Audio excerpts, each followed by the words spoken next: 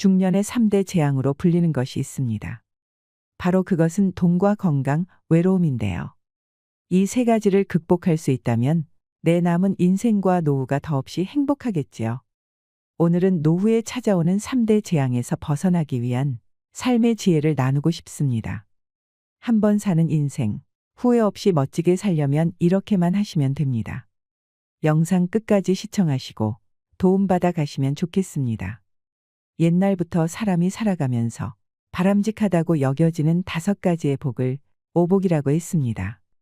중국 유교의 5대 경전 중 하나인 서경에 나오는 오복을 보면 첫 번째는 수로서 천수를 다 누리다가 가는 장수의 복을 말했고, 두 번째는 부로서 살아가는데 불편하지 않을 만큼의 풍요로운 부의 복을 말했으며, 세 번째는 강령으로 몸과 마음이 건강하고 깨끗한 상태에서 편안하게 사는 복을 말했다고 합니다. 네 번째는 유호덕으로 남에게 많은 것을 베풀고 돕는 선행과 덕을 쌓는 복을 말했고, 다섯 번째는 고종명으로 일생을 건강하게 살다가 고통 없이 평안하게 생을 마칠 수 있는 죽음의 복을 말했다고 합니다. 사람들이 이처럼 큰 행복으로 여겼던 오복을 염원하기 위해 새 집을 지을 때 대들보 밑에다가 하늘의 3가지 빛에 응하여 인간 세계엔 오복을 갖춘다는 뜻의 글귀를 써넣기도 했답니다. 그런데 그때의 서민들이 원했던 또 다른 오복이 있었다는 걸 아시나요? 첫째는 치아가 좋은 것이고, 둘째는 자손이 많은 것이고, 셋째는 부부가 해로하는 것이며, 넷째는 손님을 대접할 만한 재산이 있는 것, 마지막으로 명당에 묻히는 것을 말했다고 합니다. 그렇다면 요즘 현대인들이 생각하는 오복은 무엇일까요? 첫 번째로는 건강한 몸을 가지는 복입니다. 두 번째로 서로 아끼면서 지내는 배우자를 가지는 복이고, 세 번째로 자식에게 손을 안 벌려도 될 만큼의 재산을 가지는 복이며, 네 번째로 생활의 리듬과 삶의 보람을 가질 수 있는 적당한 일거리를 갖는 복이고, 다섯 번째는 나를 알아주는 참된 친구를 가지는 복을 오복이라고 생각한다고 합니다. 이처럼 시대가 변하면서 오복에 대한 정의가 달라져도 우리들이 생각하는 행복하게 사는 법의 요체는 비슷비슷한 것 같습니다.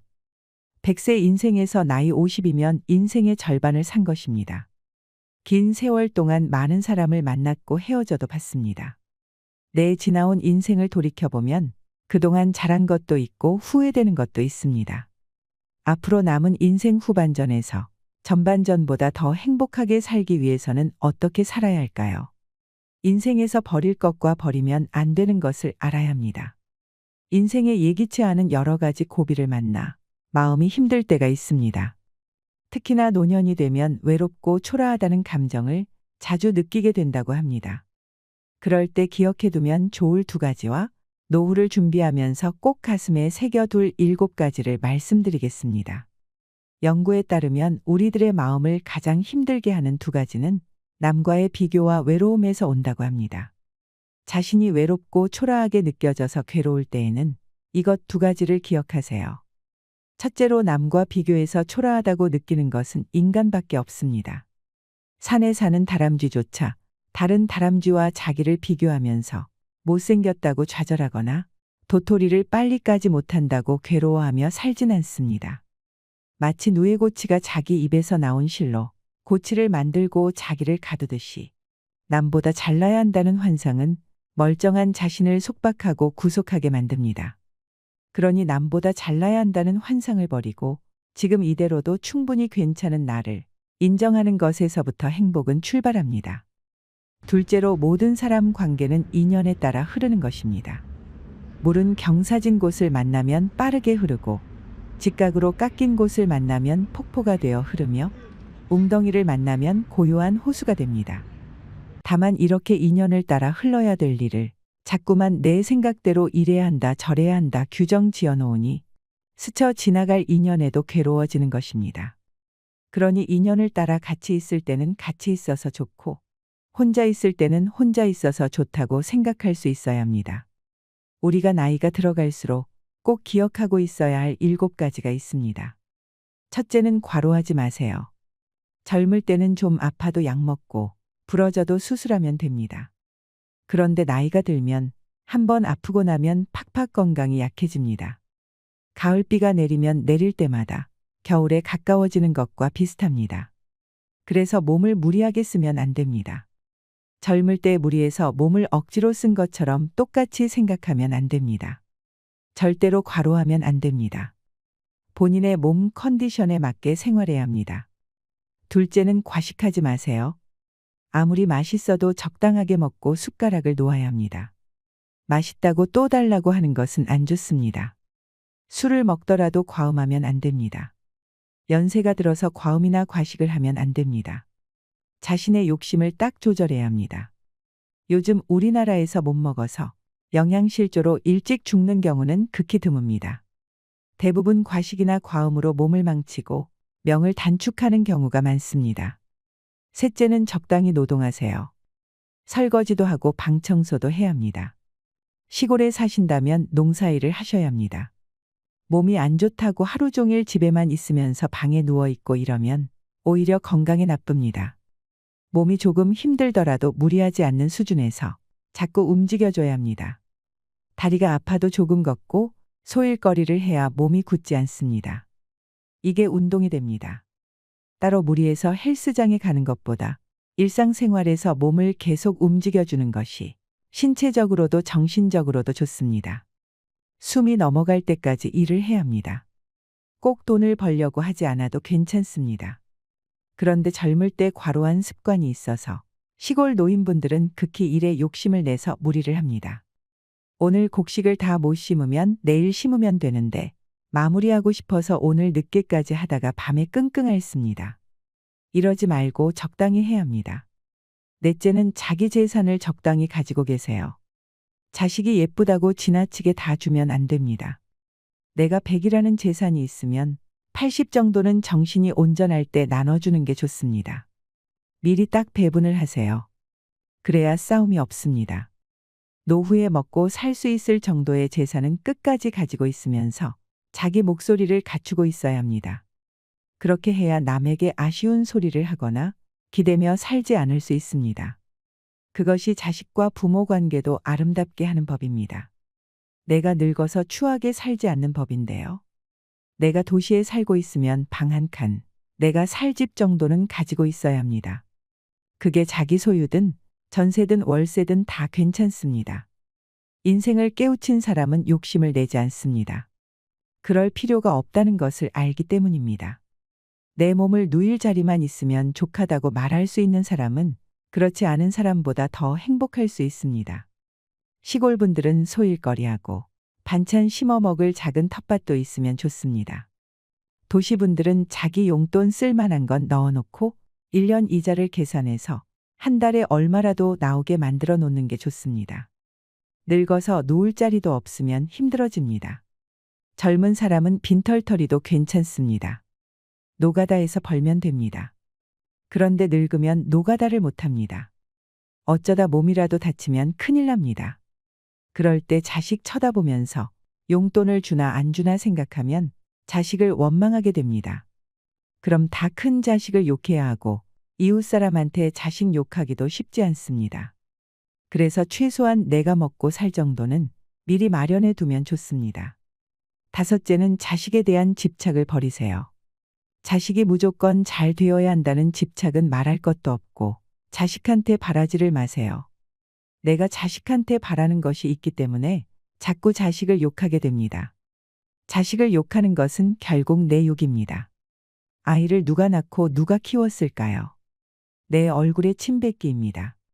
인사하러 오면 자식이라도 고맙다. 내가 어릴 때 키웠다고 이렇게 찾아와서 인사해주니 고맙다 생각해야 합니다. 용돈을 주면 고맙다. 나를 찾아오지 않아도 귀찮게 하지 않아서 고맙다. 늘 긍정적으로 생각해야 합니다. 주위를 둘러보면 부모가 늙었는데도 자식이 찾아와서 손 벌리는 사람이 많습니다. 나이가 40이 되어도 독립을 못하고 부모 밑에서 부모 도움을 바라면서 사는 자식이 많습니다.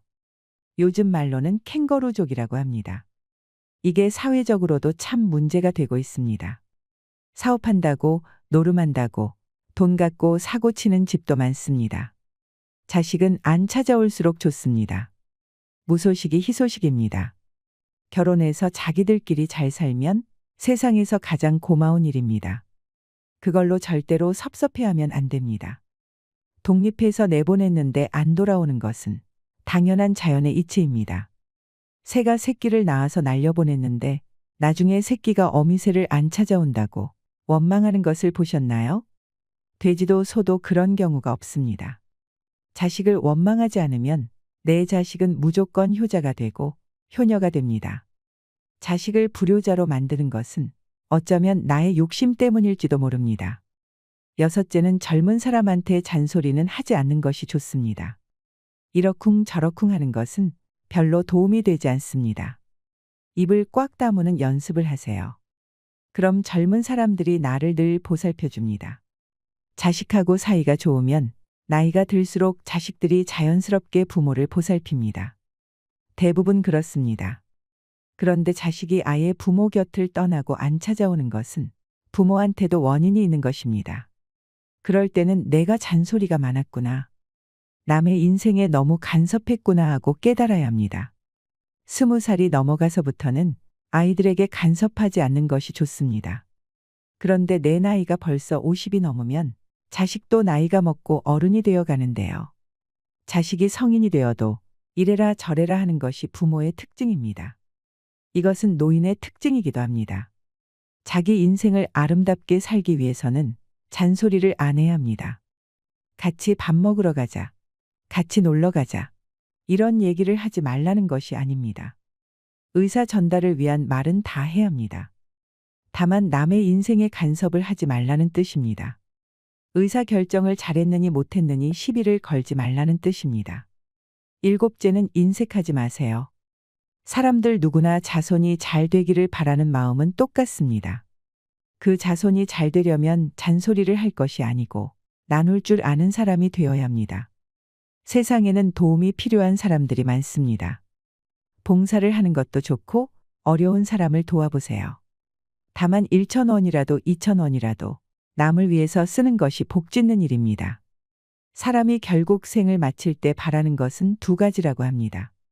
하나는 내가 죽어서 좋은 데 가는 것이고 다른 하나는 남은 자손들이 잘 되는 것이지요. 그러니까 내가 죽어서 좋은 곳에 가고 자손이 잘 되려면 마음이 조금 너그러워져야 합니다. 인색하면 안 됩니다. 연세가 들었는데 돈에 너무 집착하고 물건에 집착하면 사람이 가볍고 초라해 보입니다. 젊은 애들은 뭐든지 악착같이 모으고 살려고 하면 그게 예뻐 보이지만 나이 든 사람은 아닙니다. 그래서 나이가 들면 너그러워져야 합니다. 내가 가지고 있는 물건도 어떤 형제나 친구지간에 누가 좋아 보인다고 하면 나눠주기도 할 줄 알아야 합니다. 어차피 죽고 나면 저 세상에 하나도 못 가지고 갑니다. 어차피 죽고 나서는 태울 물건들입니다. 내가 정말 유명해서 박물관에 기증할 것이 아닌 이상 다 태웁니다. 하지만 내가 죽기 전에 남한테 주면 모두 선물입니다.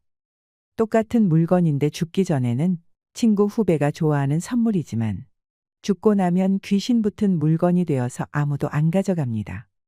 아까운 물건 태우기 아쉽잖아요. 그러니 미리미리 나누어 주세요. 나누는 행동 자체가 집착을 놓는 것입니다. 이것도 노후를 잘 사는 방법입니다. 봄에는 새싹이 돋고 여름이 지나면서 새싹들도 무성하게 자라다가 가을이 되면 단풍이 들고 결국에는 모두 떨어지게 됩니다. 우리는 봄에 세상을 예쁘다고 하고 가을에 가랑잎은 쓸쓸하다고 외롭다고 합니다. 그런데 반드시 그렇기만 한가요? 아닙니다. 봄의 꽃도 예쁘고 가을에 잘 물든 단풍도 정말 곱고 아름답습니다. 봄에 꽃놀이도 많이 가지만 가을에 단풍놀이도 많이 갑니다. 우리 인생도 그렇습니다. 아이가 태어나면 어릴 때라 살결도 부드럽고 얼굴도 곱지요. 28 청춘이라고 10대 후반부터 젊을 때는 예쁘고 아름답습니다. 그런데 늙으면 눈도 잘 안 보이고 귀도 잘 안 들립니다. 잘 걷지도 못하고 머리는 하얗게 되지요. 늙으면 죄다라고 말하기도 하는데요. 꼭 그렇다고만 할 수는 없습니다. 인생을 논할 때 젊은 사람이 강단에 서서 말을 하면 잘 안 통합니다. 그런데 머리가 하얗게 센 사람이 인생 얘기를 하면 더 좋아 보여요. 제가 요즘 하는 얘기나 20년 전에 하는 얘기나 똑같은데 젊었을 때는 설득력이 없었습니다. 인기가 적었습니다. 그런데 이제 중년이 넘어서 말을 하니까 조금 설득력이 생겼나 봅니다. 더 늙어서까지 할지는 모르겠지만 갈수록 이야기가 구수해지겠지요. 술도 익어야 맛있고 된장찌개도 된장 국물이 재료에 스며들어야 제맛이 납니다. 밥도 충분히 뜸이 들어야 됩니다. 라면 끓일 때도 적당히 삶아서 밀가루 냄새가 빠져야 먹을 수 있지요. 그게 맛입니다. 우리 인생도 나이가 들면 삶의 맛이 있습니다. 늙어서 초라해지느냐 아니면 원숙해지느냐 이것은 몸뚱이의 문제가 아닙니다. 모든 것은 내 마음의 문제입니다. 그래서 가을에 잘 물든 단풍을 보면 봄꽃보다 더 예쁩니다. 날씨가 쌀쌀할 때 빨갛고 노랗게 익은 단풍을 보면 얼마나 아름답습니까? 잘 늙어 놓으면 무지하게 예쁩니다. 입에서 나오는 한마디 한마디가 인생의 많은 경험에서 우러나오기 때문에 새겨들을 만합니다. 어린애들이 조잘조잘 떠드는 것은 시끄럽고 영양가가 없지만 노인의 말 한마디는 말의 의미가 깊습니다. 늙어서 그런 멋을 잘 부릴 줄 알아야 합니다. 나뭇잎이 떨어졌는데 사람들이 주워가는 것은 단풍밖에 없습니다. 새파란 잎이나 꽃을 주워가는 것을 보셨나요? 떨어졌는데도 사람들이 좋아하는 것은 단풍입니다.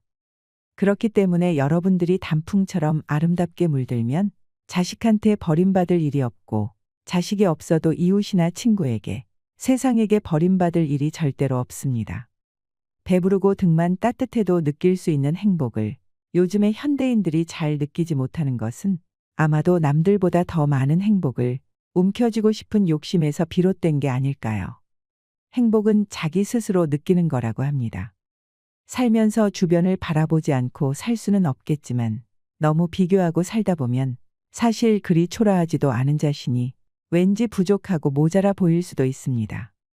하루살이 인생은 아니기에 내일을 생각하며 살아야 하겠지만 오직 내일만을 바라보며 오늘이라는 숱한 날들을 희생하고 사는 삶이라면 무슨 의미가 있을까요? 내일을 위해 열심히 일하면서도 오늘 살아있음에 감사하고 오늘 하루를 즐기며 살아가는 삶이었으면 좋겠습니다. 마음 공부를 하고 나를 찾는 일은 지금의 우리에게 참 중요합니다. 그렇게 인생의 후반전을 아름답게 만들어 나가시기를 바랍니다.